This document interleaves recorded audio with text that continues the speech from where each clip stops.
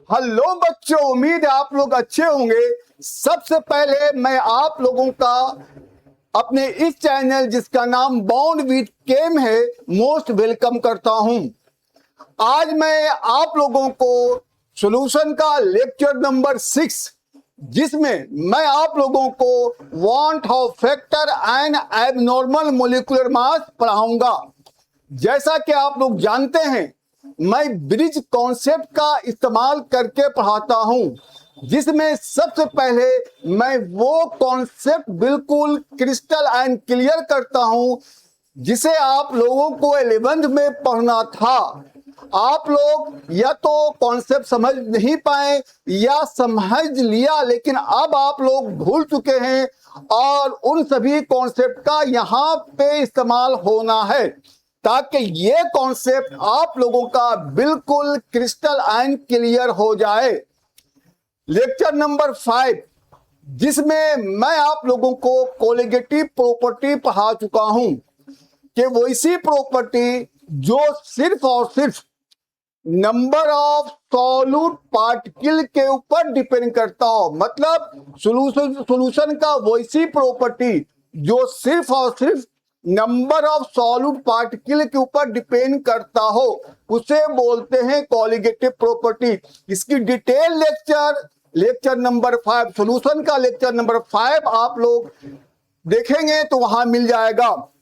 तो colligative property के बारे में बात तो हो चुकी है, लेकिन जैसे जैसे टाइम आगे बढ़ा तो देखने को यह मिला कि कुछ कंपाउंड नेचर में ऐसे थे, कुछ कंपाउंड, ध्यान समझिएगा मेरी बात को, बहुत ही इंपॉर्टेंट बात मैं समझाना जा रहा हूं। नेचर में कुछ कंपाउंड ऐसे थे जिसकी कोलिगेटिव प्रॉपर्टी जो हमने लैब में एक्सपेरिमेंट करके देखा, कोलिगेटिव प्रॉपर्टी जो हमने लैब में एक्सपेरिमेंट करके देखा, जैसे कि मान लीजिए जो relative lowering of vapour pressure है, इसका मेजरमेंट हमने लैब में किया। कहां किया? लैब में किया, ठीक है। और इसी कंपाउंड का हमने मोल फ्रैक्शन निकाला। इसी कंपाउंड का क्या निकाला? मोल फ्रैक्शन निकाला। तो क्या देखते हैं कि लैब में जो वैल्यू आई थी और जो मोल फ्रैक्शन कैलकुलेट किया, मोल फ्रैक्शन जो हमने कैलकुलेट करके देखा, ये दोनों वैल्यू इक्वल हो गई। बात समझिए, ये दोनों वैल्यू क्या हो गई? इक्वल हो गई। मतलब क्या कहने का है, एक डेटा हम लोग लैब में एक्सपेरिमेंट करके देख रहे हैं जिसको बोलते हैं एक्सपेरिमेंटल डेटा। ये जो वैल्यू आपको दिख रही है इसे बोलेंगे एक्सपेरिमेंटल डेटा। इधर जो वैल्यू आएगी इसे बोलोगे कैलकुलेटेड डेटा। जो फॉर्मूलास निकालते हैं उसे बोलते हैं कैलकुलेटेड डेटा। इसे बोलते हैं एक्सपेरिमेंटल डेटा, इसे बोलते हैं कैलकुलेटेड डेटा, इसे बोलते हैं कैलकुलेटेड डेटा। तो क्या देखा गया कि कुछ कंपाउंड ऐसे थे नेचर में, ठीक है, जिसकी एक्सपेरिमेंटल डेटा बिल्कुल इक्वल हो गई कैलकुलेटेड डेटा से। कुछ कंपाउंड ऐसे थे जिसकी कोलिगेटिव प्रॉपर्टी एक्सपेरिमेंटल वैल्यू बिल्कुल इक्वल हो गई उसके कैलकुलेटेड वैल्यू से, ठीक है। वो कंपाउंड कौन कौन थे? ग्लूकोज, सक्रोज और यूरिया। इसके अलावा भी कंपाउंड थे, लेकिन आपके जो बुक में दिया हुआ उसको मैं लेकर चल रहा हूं। ग्लूकोज, सक्रोज, यूरिया, ये तीन कंपाउंड में ये देखा गया कि जो एक्सपेरिमेंटल कोलिगेटिव प्रॉपर्टी थी बिल्कुल इक्वल हो रही थी कैलकुलेटेड कोलिगेटिव प्रॉपर्टी से, ठीक है। जो एक्सपेरिमेंटल वैल्यू थी बिल्कुल इक्वल हो गई कैलकुलेटेड वैल्यू से। जो एक्सपेरिमेंटल वैल्यू थी एलिवेशन इन बॉइलिंग पॉइंट बिल्कुल इक्वल हो गई कैलकुलेटेड वैल्यू से। डिप्रेशन इन फ्रीजिंग पॉइंट जो एक्सपेरिमेंटल वैल्यू थी बिल्कुल इक्वल हो गई इसके कैलकुलेटेड वैल्यू से। मतलब जो फार्मूला में हमने डेटा अप्लाई किया उससे जो वैल्यू आई बिल्कुल दोनों इक्वल हो गई। इसी तरह से आप देखेंगे तो ऑस्मोटिक प्रेशर भी बिल्कुल इक्वल हो गई इसके किससे? Calculated value. मतलब कि एक्सपेरिमेंटल डेटा कैलकुलेटेड डेटा से बिल्कुल इक्वल हो गई। तो किस तरह के कंपाउंड में देखने को मिला? ग्लूकोज, सक्रोज और यूरिया, ये तीन तरह का कंपाउंड हम लोगों को देखने को ऐसा मिला जहां पे एक्सपेरिमेंटल डेटा मतलब एक्सपेरिमेंटल कोलिगेटिव प्रॉपर्टी बिल्कुल इक्वल हो गई कैलकुलेटेड कोलिगेटिव प्रॉपर्टी से। तो दूसरे तरह का जो कंपाउंड मिला, जो दूसरे तरह का हम लोग को कंपाउंड मिला, जैसे कि NaCl, KCl और एसिटिक एसिड, एक तरह का कंपाउंड तो ग्लूकोज, सक्रोज और यूरिया, जहां पे एक्सपेरिमेंटल कोलिगेटिव प्रॉपर्टी बिल्कुल इक्वल थी कैलकुलेटेड कोलिगेटिव प्रॉपर्टी के। लेकिन दूसरा केस ऐसा मिला, दूसरा केस क्या मिला, ऐसा मिला जहां पे जो हमारा एक्सपेरिमेंटल कोलिगेटिव प्रॉपर्टी है, जो हमारा एक्सपेरिमेंटल कोलिगेटिव प्रॉपर्टी है, वो बिल्कुल इक्वल नहीं है कैलकुलेटेड कोलिगेटिव प्रॉपर्टी से। एक्सपेरिमेंटल मतलब क्या हो रहा है, जो हमने लैब में वैल्यू निकाला और जो हमने फार्मूला पे पुट करके मोल फ्रैक्शन निकाला, वो बिल्कुल भी इक्वल नहीं हो रहा है। इसी तरह से हमने इस एलिवेशन इन बॉइलिंग पॉइंट को भी देखा, इसी तरह से डिप्रेशन इन फ्रीजिंग पॉइंट को भी देखा और ऑस्मोटिक प्रेशर को भी देखा। मतलब के दो तरह की क्लास मेरे सामने, हम लोगों के सामने आ गई। एक उस तरह का कंपाउंड जहां पे एक्सपेरिमेंटल डेटा बिल्कुल इक्वल हो गई कैलकुलेटेड डेटा से। दूसरा क्लास ये मिला जहां पे एक्सपेरिमेंटल डेटा कैलकुलेटेड डेटा से इक्वल नहीं हो रहा है। ठीक है, अब ज्यादा हो सकता है, कम हो सकता है, ये अलग बात है। अब बहुत रिसर्च ये किया गया कि ऐसा क्यों हो रहा है भाई, अब इक्वल नहीं हो रहा है तो ऐसा क्यों हो रहा है, इन सब कंपाउंड के अंदर ऐसी क्या खास बात है, क्या ऐसा हो रहा है। तो बहुत ध्यान से देखने के बाद यह देखा गया कि इस तरह के कंपाउंड में डिसोसिएशन, मतलब कि हम लेते हैं 1 मोल, बाहर में से NaCl हमने लिया 1 मोल, लेकिन जैसे इसको सॉल्वेंट में डालोगे, जैसे ही पानी में डालोगे, तो ये आयनाइज होकर के 2 मोल में बन जाएगा, चेंज हो जाएगा, आयनाइज होकर 2 मोल में चेंज हो जाएगा। ठीक है, इसी तरह से KCl आप लोगे तो हम तो लिया 1 मोल, 1 मोल के हिसाब से कोलिगेटिव प्रॉपर्टी सोच रहे थे, लेकिन जो एक्चुअल कोलिगेटिव प्रॉपर्टी आई हमारी, जो फार्मूला से कोलिगेटिव प्रॉपर्टी आई हमारी, वो क्या आई, बिल्कुल अलग आ गई। क्या हो गई हमारी, बिल्कुल अलग आ गई, चेंज आ गई। ठीक है, तो इसी तरह से एसिटिक एसिड भी देखते हैं। एसिडिक एसिड में एक केस में ज्यादा कोलिगेटिव प्रॉपर्टी आती है, एक केस में हमारी कम कोलिगेटिव प्रॉपर्टी आ रही है। तो कहने का मतलब यह है कि कोलिगेटिव प्रॉपर्टी कहीं ना कहीं जो सॉल्यूट पार्टिकल है वो एसोसिएट कर रहा है या डिसोसिएट कर रहा है, उसकी अलग होगी, और जो एसोसिएट और डिसोसिएट नहीं कर रहा है उसकी कोलिगेटिव प्रॉपर्टी जैसे होती है वो सही होगी। अब ये बातें अच्छी तरह से आप लोगों को समझ में आ गई कि 2 तरह का केस मिलता है। एक तरह के सॉल्यूट में जो ऑब्जर्व कोलिगेटिव प्रॉपर्टी है वो बिल्कुल भी कैलकुलेटेड कोलिगेटिव प्रॉपर्टी से इक्वल नहीं होता है। मतलब कि जो ऑब्जर्व कोलिगेटिव प्रॉपर्टी है वो बिल्कुल भी इक्वल नहीं होता है कैलकुलेटेड कोलिगेटिव प्रॉपर्टी से। इसका मतलब क्या हो रहा है, जो ऑब्जर्व कोलिगेटिव प्रॉपर्टी है और कैलकुलेटेड कोलिगेटिव प्रॉपर्टी है, उसमें कुछ ना कुछ डिफरेंसेस है। क्या हमारा है, कुछ ना कुछ डिफरेंसेस है। सपोज कर लीजिए, अगर मैं NaCl की कोलिगेटिव प्रॉपर्टी को निकालता हूं, NaCl की कोलिगेटिव प्रॉपर्टी को निकालता हूं, तो जो ऑब्जर्व में क्या एक्सपेरिमेंट करके देखा तो उसकी कोलिगेटिव प्रॉपर्टी 10 आ रही थी। कितनी आ रही थी, 10 आ रही थी। मान लो इसकी एलिवेशन इन बॉइलिंग पॉइंट के बारे में बात कर रहा हूं, तो 10 डिग्री सेल्सियस उसकी जो है टेम्परेचर आती है जब हम उसे एक्सपेरिमेंट करके देखते हैं। लेकिन जब उसकी एलिवेशन बॉइलिंग पॉइंट फॉर्मूले में पुट करके निकालते हैं तो हाफ यानी कि 5 आ जाती है। इसका मतलब क्या हो रहा है कि अगर मैं 2 से मल्टीप्लाई कर दूं, कैलकुलेटेड वैल्यू की तरफ 2 से मैं मल्टीप्लाई कर दूं, तो दोनों तरफ की वैल्यू बिल्कुल इक्वल हो जाएगी।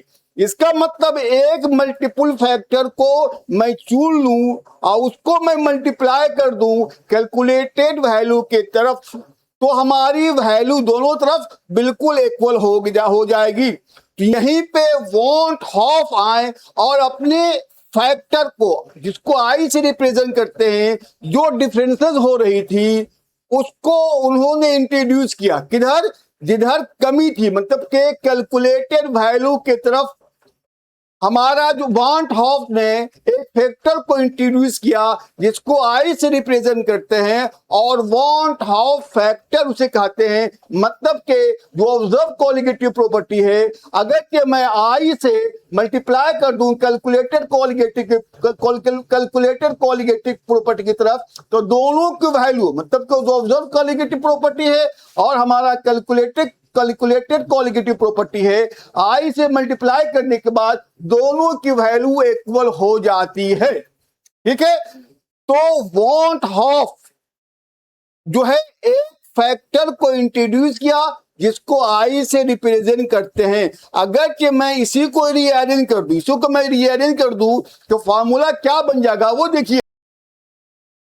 तो फॉर्मूला क्या बन जाता है, i equals to observe colligative property upon calculated colligative property. मतलब के i equals to observe colligative property upon calculated colligative property. तो इस तरह से हम लोग वॉन्ट हॉफ फैक्टर को डिफाइन कर सकते हैं। क्या कर सकते हैं, डिफाइन कर सकते हैं।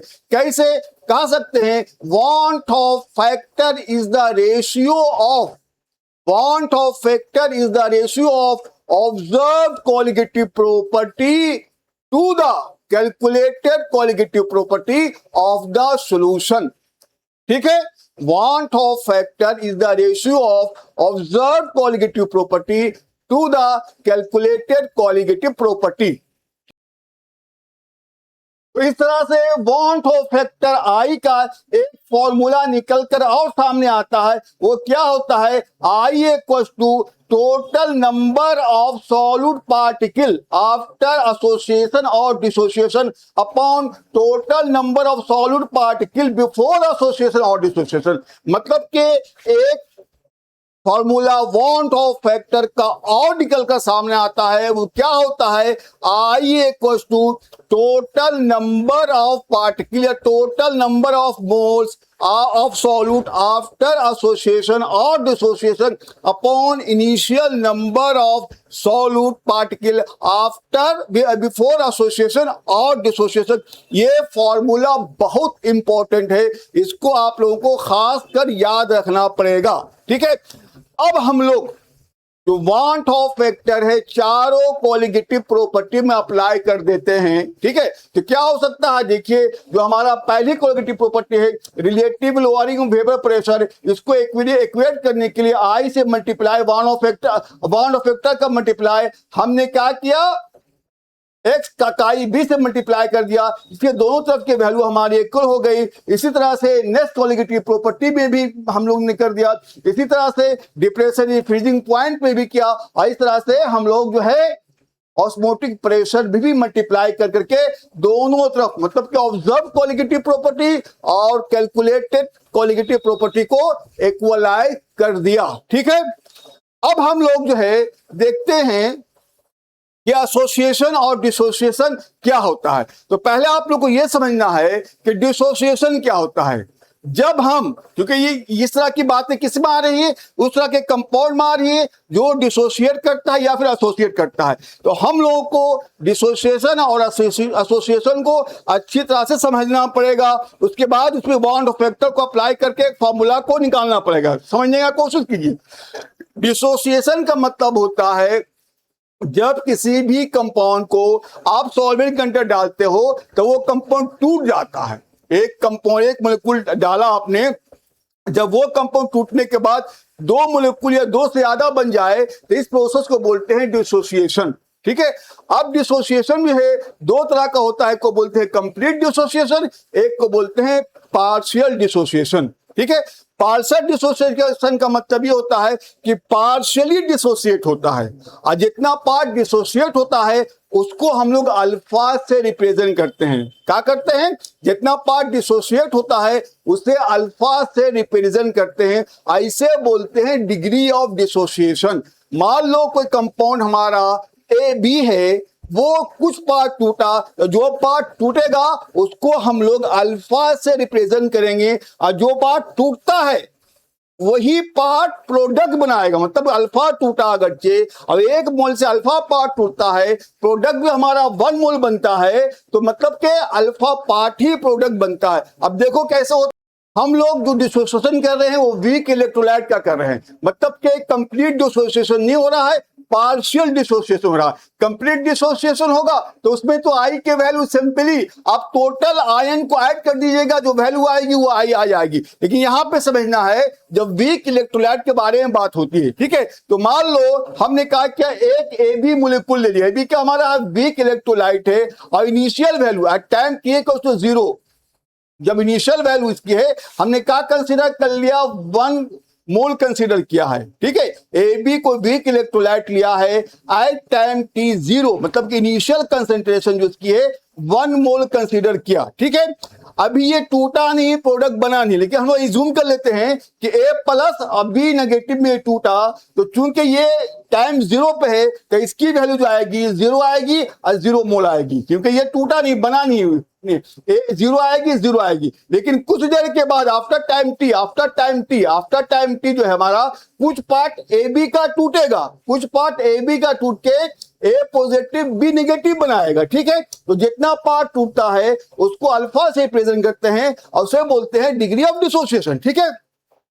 तब जो क्या बना हमारा 1 माइनस अल्फा, और अल्फा पार्ट ही ए के लिए भी आएगा बी के लिए भी आएगा। अब इन सभी को ऐड कर देंगे, ठीक है, तो total number of mole after dissociation मुझे मिल जाएगा, फॉर्मूला में पुट कर देंगे I equals to total number of mole after dissociation upon initial number of mole taken. Initial हमने क्या लिया था, देखिए 1 हमने लिया था, 1 के वैल्यू हमने लिया था, इसके वैल्यू को पुट करके सोल्व कर देंगे तो वैल्यू क्या आ जाएगी हमारी, I equals to 1 plus alpha, I equals to क्या आ जाएगी हमारी 1 प्लस अल्फा, ठीक है। अल्फा क्या है, अल्फा क्या है यहां पे है, अल्फा क्या है, डिग्री ऑफ डिसोसिएशन, अल्फा क्या है, डिग्री ऑफ डिसोसिएशन। तो I equals to 1 plus alpha, I आपको फॉर्मूला जो पहले मैंने बताया कोलिगेटिव प्रॉपर्टी की, उसके डेटा से I निकाल लेंगे, उसके बाद I के वैल्यू पुट करके यहां पे अल्फा के वैल्यू भी आप लोग निकाल सकते हैं।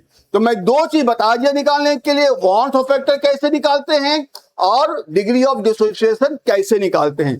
अब अगला फैक्टर बचता, अगली चीज बचती है, उसे बोलते हैं हम लोग डिसोसिएशन कांस्टेंट। क्या बोलते हैं, डिसोसिएशन कांस्टेंट के बारे में बात करते हैं। तो डिसोसिएशन कांस्टेंट क्या होता है, जिसको हम लोग के से रिप्रेजेंट करते हैं, डिसोसिएशन कांस्टेंट को हम लोग के से रिप्रेजेंट करते हैं, और के क्या होगा हमारा C alpha square upon 1 minus alpha, क्या होगा हमारा C alpha square upon 1 minus alpha. अगर के सॉल्यूशन डाइल्यूटेड है, मतलब के कंसेंट्रेशन काफी कम है, तो 1 माइनस अल्फा को आप नेग्लेक्ट कर देंगे तो क्या बनेगा फॉर्मूला हमारा के equals to C alpha square. C यहाँ पे क्या है, कंसंट्रेशन है। इस तरह से मैं आपको 3 चीज निकालने के लिए बता दिया, bond of factor I, degree of dissociation alpha और डिसोसिएशन कांस्टेंट के, ठीक है। अब हम लोग बात कर लेते हैं एसोसिएशन की।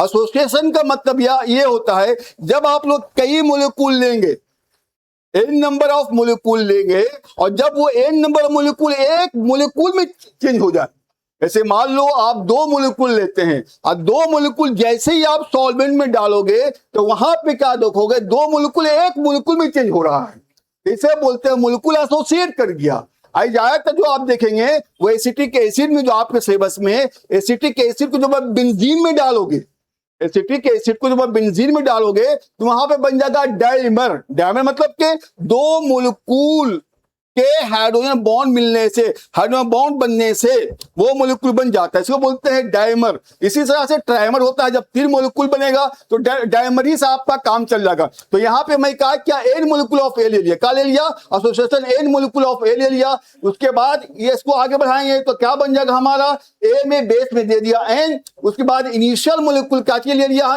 टाइम 0 है तो 1 मान लिया, उसके बाद यहाँ पे क्या आएगा 0 आएगा, उसके बाद आफ्टर टाइम टी यहां पे क्या बनेगा हमारा 1 माइनस अल्फा। लेकिन यहां पे जो हो जाएगा हमारा अल्फा अपॉन n, इसको ध्यान दीजिएगा, यहां पे क्या हो जाएगा हमारा अल्फा अपॉन n।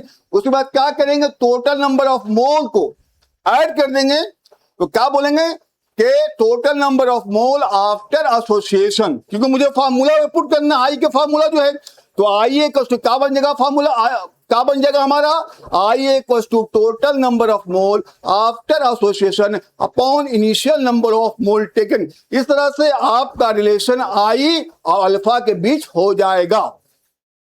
इस तरह से आपकी जो रिलेशन है आई इक्वल टू फॉर्मूला जो आएगा आई इक्वल टू अल्फा के बीच, आई की जो वैल्यू है अल्फा से जो रिलेशन है वो मिल गया आपको, ठीक है। उसके बाद जो है यहाँ पे आप बोल सकते हैं कि इसकी जो है एसोसिएशन कांस्टेंट क्या होगा, एसोसिएशन कांस्टेंट बिल्कुल सेम हो जाएगी, ठीक है। Association constant K equal to C alpha square upon 1 minus alpha, ठीक है। तो इस तरह से आप के की वैल्यू निकाल सकते हैं, अल्फा के वैल्यू निकाल सकते हैं और आई की भी वैल्यू निकाल सकते हैं, ठीक है। अब हम लोग लास्ट पॉइंट पे आते हैं इस टॉपिक के कि अगर ये स्ट्रॉन्ग इलेक्ट्रोलाइट है, मतलब कि वैसा इलेक्ट्रोलाइट जो कंप्लीट डिसोसिएट हो रहा है, जो कंप्लीट डिसोसिएट हो रहा है, तो उसके लिए आई डायरेक्ट निकालेंगे। आप क्या करेंगे, आई को डायरेक्ट निकाल देंगे, कुछ नहीं करना है। जब कंप्लीट डिसोसिएशन होता है तो टोटल नंबर ऑफ आयन जो होता है, total number of ion equals to i हो जाता है। For strong electrolyte i equals to total number of ion after dissociation, ठीक है। अच्छा, अब समझिए मेरी बात को, जब डिसोसिएशन होगा, जब केस डिसोसिएशन का आएगा, ठीक है, तो वहां पे याद रखिएगा जब केस डिसोसिएशन की आएगी, ठीक है, तो यहां पे याद रखिएगा कि आई के वैल्यू हमेशा बड़ा होगा। आई की वैल्यू क्या होगी, ग्रेटर देन 1। कब, जब केस डिसोसिएशन की होगी। लेकिन जब केस एसोसिएशन की हो जाएगी तो यहां पे आई लेस देन 1, और जब एसोसिएशन और डिसोसिएशन नहीं होगा वहां पे आई की वैल्यू इक्वल हो जाएगा, ठीक है। अब पूरे कोलिगेटिव प्रॉपर्टी को मैं 2 लाइन में समराइज करता हूं। देखिए, जब भी क्वेश्चन में, क्वेश्चन एकदम 100% आता है सॉल्यूशन में, जब भी क्वेश्चंस में कोलिगेटिव प्रॉपर्टी के ऊपर क्वेश्चन पूछा जाए आपसे, जब कोलिगेटिव प्रॉपर्टी के ऊपर क्वेश्चन पूछा जाए तो फौरन आप देखेंगे कि सॉल्यूट किस नेचर का है, या क्वेश्चन में एसोसिएशन या डिसोसिएशन या वांट ऑफ फैक्टर लिखा हुआ है या नहीं लिखा हुआ है। अगर ये क्वेश्चन में एसोसिएशन नहीं लिखा हुआ है, डिसोसिएशन नहीं लिखा हुआ, वांट ऑफ फैक्टर नहीं लिखा हुआ है, और ग्लूकोज, सक्रोज और यूरिया है, तो हम लोग जो नॉर्मल कोलिगेटिव प्रॉपर्टी है वो लगाकर जो चीज पूछेगा वो हम लोग फाइंड कर लेंगे। लेकिन अगर ये क्वेश्चन में एसोसिएशन दिया हुआ है या डिसोसिएशन दिया हुआ है या वांट ऑफ फैक्टर दिया हुआ है, तो आपको वांट ऑफ फैक्टर का जो फॉर्मूला मैं बताया कोलिगेटिव प्रॉपर्टी में अप्लाई करके, वो फॉर्मूला को अप्लाई करके आई निकालना। सबसे पहले क्या निकालना, सबसे पहले आई निकालना। आई के बाद अगर क्या डिसोसिएशन है तो मैं बता चुका हूं, पहले आप रिएक्शन को तोड़ लीजिएगा, डायरेक्ट फॉर्मूला अप्लाई नहीं करना। रिएक्शन को तोड़ने के बाद जो है आई का लिंक अल्फा से बनाकर, जैसे मैं तरीका बताया कि आपको क्या करना, i equals to total number of mole after dissociation upon initial number of mole taken. इस तरह से आप अल्फा की वैल्यू निकाल सकते हैं। अगर ये परसेंटेज में पूछे अल्फा तो कुछ नहीं करना है, आपको अल्फा की वैल्यू निकालना है, 100 से मल्टीप्लाई कर देना है, परसेंटेज में आंसर आ जाएगा। इसी तरह से आपको के निकालना है, उसके बाद अल्फा के वैल्यू आ जाएगी तो आप के निकाल लीजिएगा क्योंकि डेटा से सी मिल जाएगा। तो पहले आपको आई निकालना है, देन अल्फा निकालना है, देन के निकालना है। इसको याद रखना है, बहुत इंपॉर्टेंट मैं बता रहा हूं। पहले आई, देन अल्फा, देन के। कभी कभी क्या होता है कि के दे देता है, तो रिवर्स कीजिएगा, के से आई, के से अल्फा निकालिएगा, अल्फा से आई निकालिएगा। मेरी बात को फिर से मैं रिपीट कर रहा हूं, जनरली पहले आई, देन अल्फा, देन के। अगर के दे देता है तो पहले के दिया हुआ है तो के से आपको क्या निकालना है, अल्फा निकालना है, अल्फा के बाद आई निकालना है, आई के बाद जो चीज पूछेगा कोलिगेटिव प्रॉपर्टी का फॉर्मूला में यूज करके आप निकाल दीजिएगा। ये बिल्कुल एसोसिएशन में अप्लाई कीजिएगा और डिसोसिएशन में भी अप्लाई कीजिएगा। तो इस तरह से हमारा सॉल्यूशन का चैप्टर खत्म होता है।